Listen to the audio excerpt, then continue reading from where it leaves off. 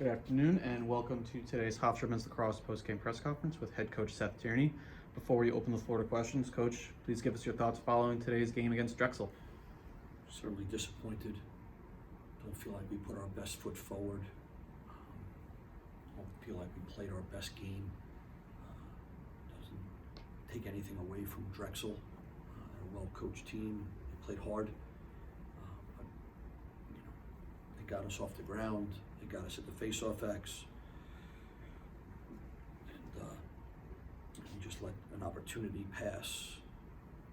That was the timing of this one, with both teams 1-1 going into the game, is the one that's tough to take right now. Mac played well in the goal, but after that, we certainly had opportunities to put the ball away, and didn't earlier in the game. That could have changed it later in the game, but our backs are against the wall now. With the CAA conference, the way it's set up, you only have 5 conference games, and you only have a limited amount of opportunities to prove yourself. Questions? It seems as if you guys struggled a bit on the face-offs. Can you discuss that a bit and what you saw? Yeah, no, I mean, it certainly at the X, it wasn't as clean as we would have hoped it to be. At halftime, we were, 6 out of 10, I think. And so you're at 60% at the half. And then after that, the third quarter really got us. And we didn't have the ball enough. Obviously we wanted to grab that first goal or that first possession off of coming out of halftime, and we had a violation. And that, and you got to recreate the juice again, and that part of it was hard. Coach, not a lot to smile about or look great about in that game, but is there some sort of solace that can be taken in the fact that you had a great game again from Mac Gates and 7 different goal scorers in this one, or just take it back to this team and watch them tape and get ready for next game? Yeah, I mean, we're at that time of the year where, certainly Mac he's been there all year for us. He really has. There's a formula that you need to hit, and everybody's got to kind of just pull their weight and hold the rope. And today, a lot had to do with the way Drexel played, but we certainly could have done a better job of putting a better foot forward, especially early in the game, right? I mean, 5-3 at half, and we had a couple of really good looks. Dylan McIntosh had a couple good looks. We just had a couple of really good looks and missed the cage or hit the goal. Michelle Rubino from the Hofstra Chronicle. In the third quarter, it looks like you guys scored quite a lot, and I almost had my fingers crossed for a bit of a comeback. What did you tell the guys after halftime? Yeah. Because it felt like the field was electric. Yeah, no, it was a little bit better, but it was, again, it was that beginning part, when you're down, you just keep blowing up this balloon, and you just keep trying and you keep pushing, and then if you end up giving up a goal, the balloon deflates, and then you gotta do it again, and then ultimately, the clock is not your friend. So we came out of halftime, we knew that we didn't play a great first half, and that we could play better, and that's where our momentum was coming from, our hope was coming from. So.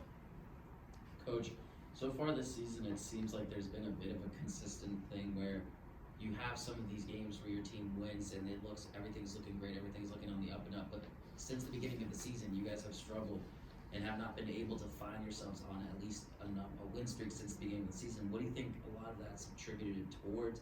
Do you think they get overexcited about one win and then next week they don't bounce back, or what do you think has been causing these issues? Really good question. We haven't gone on a run, and this was the one to do that. Now we have to, now our backs are against the wall with 1 and 2 in the conference, and fighting to get to 2 and 2. I don't know the scores of the other games just yet, but no matter what, everyone in the conference it needs a win this weekend, right? To really set the stage for that last weekend to see where the tiebreakers are. Again, when you only have a 5-game conference, that part of it is hard. So we haven't gotten, you know, those back-to-back wins outside of game 1 and game 2, you know, and then it's been, you know, it's been a little up and down. And some of it we've had some inconsistent lineup changes, you know, things along those lines. We played some pretty good teams, but you know, there's no getting around it. We need to harness that and try to. We got to be more competitive all the way through. My colleague asked this question for the women's lacrosse. I'd like to ask it for you also.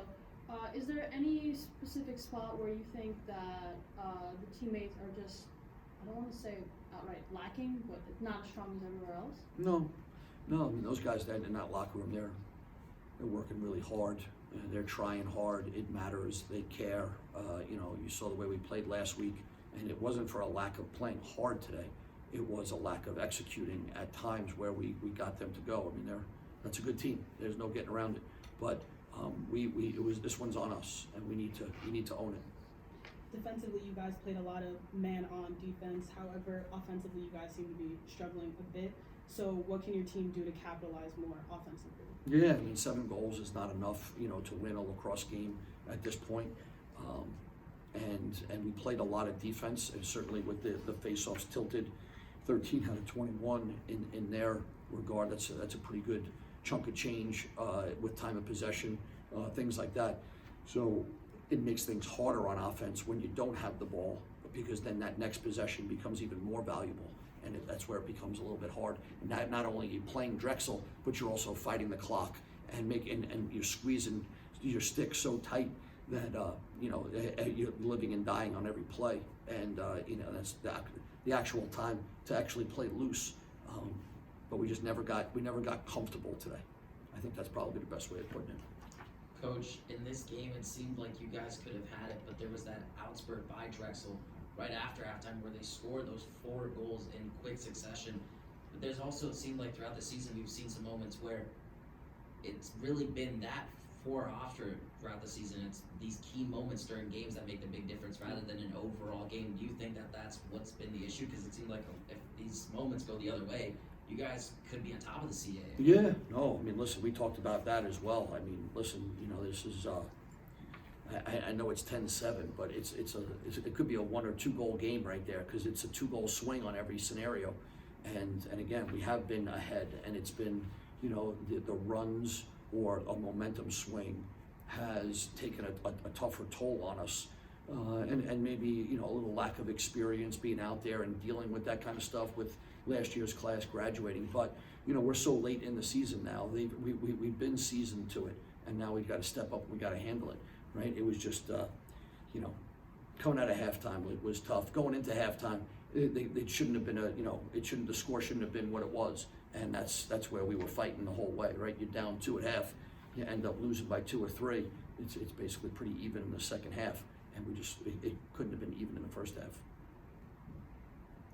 If there are no more questions at this time, this concludes today's post-game press conference. Coach, thank you. Thank you.